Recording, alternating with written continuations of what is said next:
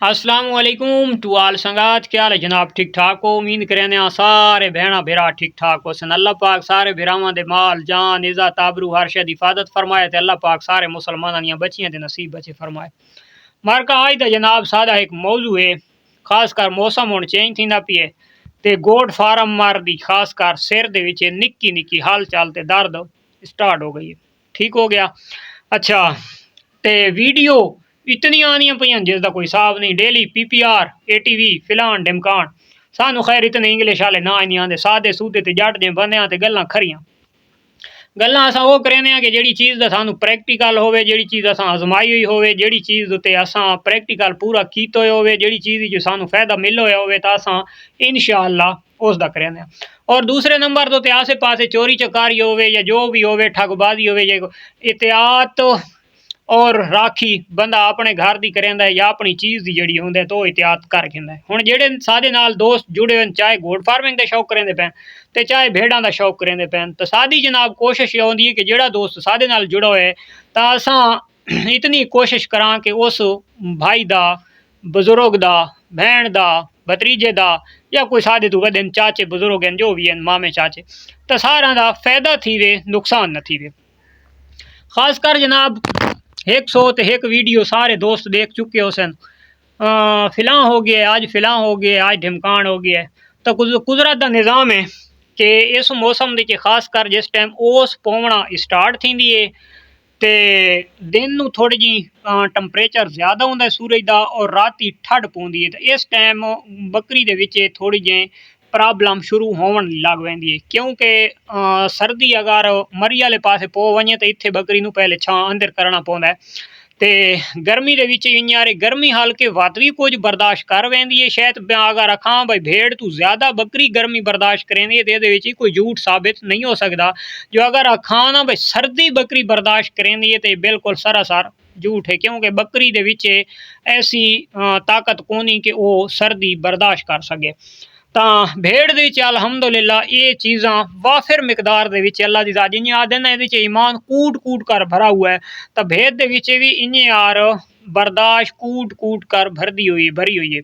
चाहे कोई बीमारी आ गई है उस दे विच बर्दाश्त, सर्दी आ गई है उसकी बर्दाश्त, अगर भुख तास यानी कि सीजन आउट सीजन चल रहे हैं फार्मर कोलू अच्छा यानी कि अच्छा डाइट प्लान अच्छा चारा उसदे कोल कोनी तो नॉर्मल तो नॉर्मल भी दे रहा है तो वो भी ओदे कोलू खावन दी भी इतनी पोजीशन है कि वो यानी कि गरीब दा एक खां भाई साथी है तो वो इंशाअल्लाह अल्हम्दुलिल्लाह वो साथी है, इस दे विच कोई झूठ हो नहीं हो सकता।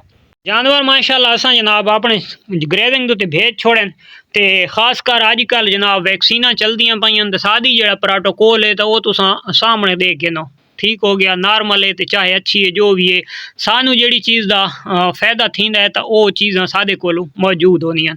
ठीक हो गया। तो ये चीज़ा तुसां देख के नो सादे कोल खासकर भेड़ वास्ते एक कस्ट्रैल ये हर हाल दे ज़रूरत होंदा है। और ये छोटी देख गिनो ये डिवर्मर है यानी कि असां ये छोटे किड्स नू बच्चों ने इस्तेमाल करेंदे रहने ये सिपरेट वगैरह तो यानी कि कहें अगर जख्म थी वेंदा तो जख्म दुते इस्तेमाल करेंदे रहने।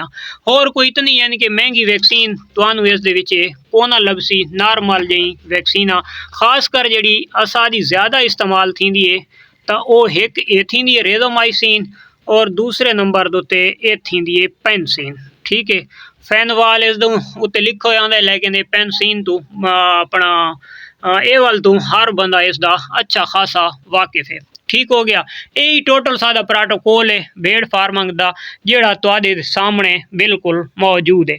और इस तो इलावा देसी टोटके होंदे जेड़े असां इस्तेमाल करेंदे रहंदे मिठे सोडे का इस्तेमाल हो गया ये हो गया तो अलहमदुलिल्लाह सादे कोलू छोटे मोटे होंदे लेकिन वो किचन दे विचों भी इंसान चाह के ते उन्हां दा इस्तेमाल कर सकदा है। असां जनाब ये कोशिश करनी है कि सादे दोस्तां दा फायदा थीवे, जेड़ी चीज़ दो फायदा थी वे तो असा इंशाअल्लाह उस टॉपिक इस्तेमाल करना है, उस टॉपिक के उत्ते असा इंशाअल्लाह सारी गुफ्त शनूज कर सा।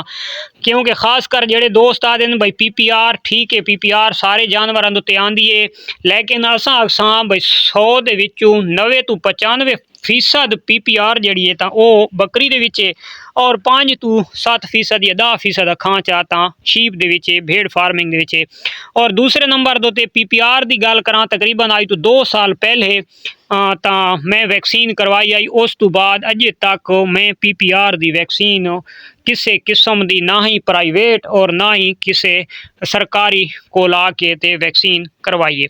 ठीक हो गया। और दूसरे नंबर ਦੇ ਉੱਤੇ हाँ जी है रह गई है ATV ये वो सारा कुछ मोशन लागे ये वो। अच्छा मैं एक तो हर चीज़ का हाल दसैना और सस्ता जी हाल दसैना। ठीक हो गया। ये जी चीज़ है ना ये जानवर अगर मोशन लग वन ज़्यादा मोशन लग वन ज़्यादा मोशन भी इस चीज़ का अस इस्तेमाल करें इस यानी कि जो आंतड़ियां का यानी कि पित्ते का जो जहर होंगे पित्ता सुझ वह तो उस चीज़ उत्ते ये बहुत ज़बरदस्त यानी कि रिजल्ट देंदी है रेजोमाइसिन ये ऑक्सी दे कोई भी एंटीबायोटिक तुसा इस्तेमाल कर सकते हो। असा अजे तई हाई पोटेंसी का ना कोई इंजैक्शन लाए और ना ही अलहमदुलिल्लाह सानू कोई ज़रूरत आई है। उस तो अगला जनाब ज़्यादा मोशन लगे होने वो एहतियातन लग वैंदा है। उस तो इलावा जनाब दूसरे दिन पहले नंबर ते एक दिहाड़ मोशन लग गए असा उसकी रुकावट बिल्कुल ना करें। दूसरे दिहाड़े ये साशे दे विचों अद्धी चमची तो भी थोड़ा जिहा कम ये सामने शीशे वाली बोतल पई है इस दे विच असां पा के थोड़ा जिहा पानी पा के मिक्स करके जानवर नूं पिला देना है यार वो बहुत अच्छा रिजल्ट है इस चीज़ दे विच मैं बड़ा रिजल्ट गिदा है।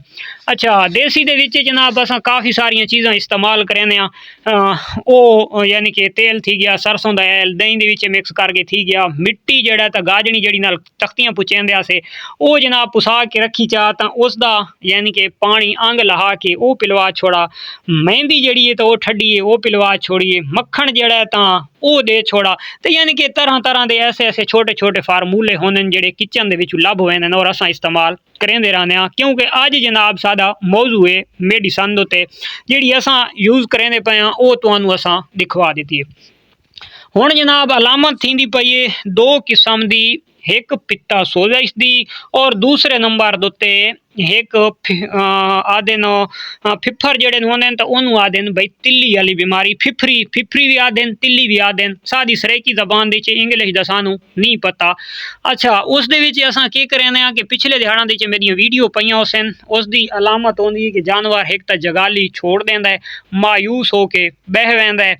अच्छा टंपरेचर जड़ा है तो उसका कोई इतना यानी कि कन्फर्म फेजाबिलिटी रिपोर्ट में ना दे सकता यानी कि नॉर्मल समझ गए नो यानी कि उसकी असल अलामत है कि जानवर खांदा पींदा कुछ नहीं बैठा रहा सी जगाली न करे सी ते मायूस होवे सी। ठीक हो गया।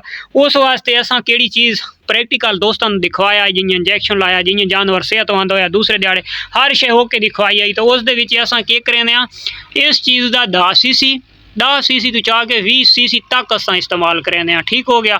10 सीसी इस दे विचों ते 5-6 सीसी इस दे विचों भर के हिक्के सिरिंज दे जानवर दे गोश्त दे विच ला देने गर्दन दे विच ते अल्लाह दी ज़ात करम निवाजी करेंदी और इंशाअल्लाह वो जानवर बिल्कुल फिटनेस दे विच आ वड़दा है फिट हो वैंदा है। ये जनाब छोटी छोटी जी है ना फार्मिंग दे विच जी बीमारियों के मुतलक जी चीज़ असा इस्तेमाल करेंदे रहने तो लाजमी गल है असा वही दसनी। हुण मैं एक यानी कि शहर वहदा पिया तो शहर नूं रस्ते ते 4 तो 5 या 3 लगते हो सन जेड़े रस्ते नाल मैं वहदा रहना लाजमी गल है मेरे कोलू जेड़ा बंदा वो रस्ता पुछसी उस शहर का रस्ता पुछसी तो मैं वही रस्ता दसना है जेड़े रस्ते नाल मैं वहदा रहना तो लाजमी गल है कि मैं रस्ता एक वहदा रहना मैं दूसरे नूं जेड़ा तां प्रोटोकॉल नाल दसा बैठा दूजा रस्ता तो वो मेरे वास्ते समझो एक बेगैरती है कोई सीधी नहीं क्योंकि जेड़े रस्ते नाल मैं गया ना तो उस रस्ते के बारे में उन्होंने आगाही देवा बैठा तफाजूल है बिल्कुल।